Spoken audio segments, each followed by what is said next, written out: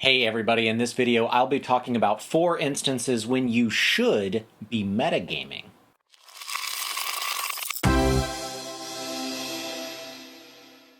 What is metagaming? Well, to describe it very quickly and then get into the fun part of this video, metagaming is the idea of using outside player knowledge in order to make your decisions as a character, and it's really looked at as kind of a bad thing. Let me give you one quick example. Let's say that I create a sorcerer that always does lightning magic. It's their first thing that they do, they throw a lightning bolt. But I, as a player, know that this monster that my character has never seen before is resistant to lightning damage. So the first choice that I make is to throw some fire magic at it. It's completely out of character. It's not something my sorcerer would normally do. But because I have that knowledge, I have made a decision. So that's the idea behind metagaming, using your player knowledge in order to make out-of-character decisions. So why do I think you should be doing it? Well, there's 4 reasons I think that it's a good idea. The first instance where I think you should be metagaming is to say yes to the adventure. Look, you as the player know that you're there to go on an adventure for the city guard. So whenever you're approached by the city guard that says, comes up to your party and says, well, you look like you're a strong group, you know, we're looking for volunteers, say yes to that, right? Go with it. You as a player know that that's the hook that your GM is setting. So bite the hook, right? Go on the adventure. Go talk to the stranger that's been eyeballing your group the entire time at the tavern. If you are there to do a thing, then don't ignore it. I've heard plenty of stories, unfortunately, where a group has shown up to someone's house to play the game, and the party enters the city, and the GM has a hawker walk up to them and say, you look like you'd be really welcome at the Red Dragon Inn, and if you tell him old Petey sent you, you'll get an ale for free. And then the entire party's like, nah, I don't think that we're going to do that. We don't want to go. In fact, we don't even want to be in this city. I think we're just going to turn around and go try to find a new place. That's saying no to the story. I think that you should use that player knowledge and say yes. Bite the hook. Go on the adventure. After all, that's why you're here, isn't it? A big thanks to all of our patrons, but especially to Black Dragon Gaming. And if you would like to check out the perks of being a patron, as well as to help support this channel and help us make more content and more videos, then head over to patreon.com/rollforinitiative to check out the perks of being a patron.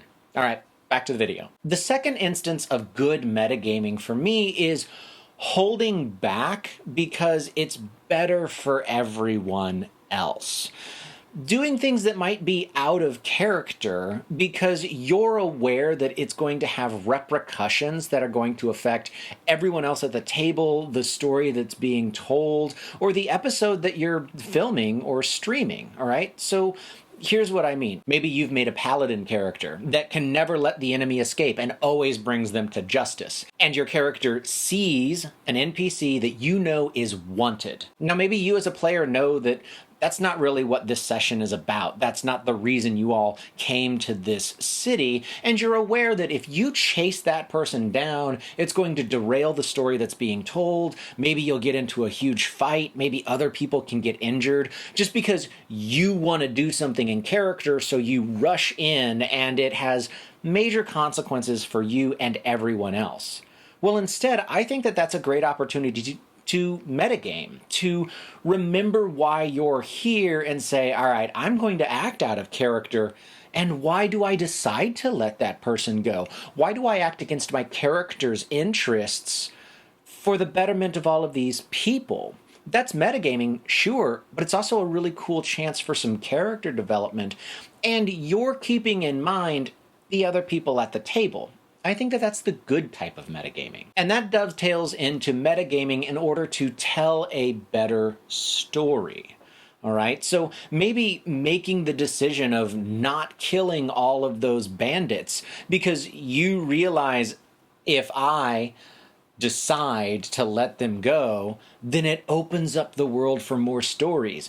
And maybe those bandits will become a reoccurring set of characters that start to get better at banditry, and they could turn into a big bad for the entire campaign. Or maybe they go a different direction. Maybe they start a hunting company, and then you bump into them and they've killed a beholder and they've become heroes of a town. All because you've chosen to do something out of character in order to tell a better story down the line. You're using your player knowledge that your GM is going to craft stories when you give them gifts like that in order to make a decision for your character. Another example of that is maybe you've made a kleptomaniac rogue that loves to steal all the time and hoard wealth. Well, what is it about this group of people that makes your character not steal from them? You've made a decision based on player knowledge. It's going to cause problems if you start stealing from other people in the party, and used that to make a decision for your character. I think that that's good metagaming. Also, the idea of metagaming in that way helps to fight against the whole "it's what my character would do" problem. And I gotta tell you, just about every time I've heard a different player say "it's what my character would do," it's after their character did something that really screwed everyone over. The last instance of metagaming in a good way really has more to do with a streaming game, something on Twitch or live streaming or whatever that is. And it's, one, remember that you have an audience, and two, remember the time restriction. Now, remembering that there's a time restriction, I think, is also good for home games or something like Pathfinder Society or Adventure League or things like that. But if you're in a streaming game, one, keep in mind the time restriction. If you're only streaming for 90 minutes, then use that player knowledge and maybe don't create a character that loves shopping and haggling every last little copper piece. Or if you do make that, then have a conversation with your GM and make the player decision not to use up a lot of time. Do a couple of quick rolls, narrate it, and you've spent 5 minutes instead of 45 minutes. All because you as a player are keeping your information there to help make decisions for your character. And the second one on this is remember that there is an audience. There's people that are watching you play, watching the story unfold, and want to follow your characters.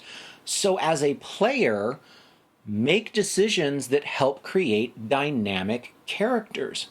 Make decisions as a player that help create a character that people want to be engaged with as an audience member.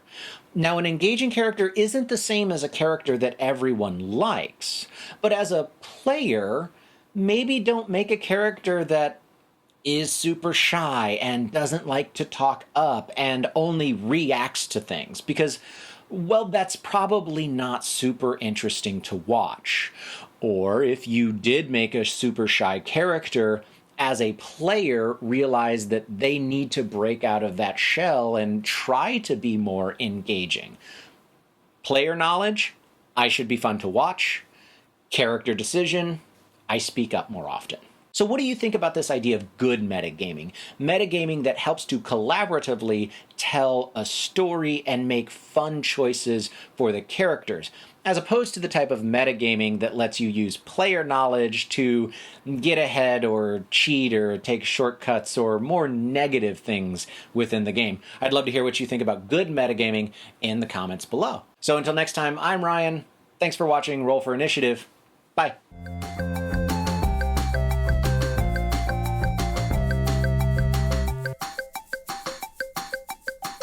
Do you think it's okay to metagame? I mean, we're helping tell the story. Yeah. Are you a good collaborative storyteller? Yeah. My character would do his poop.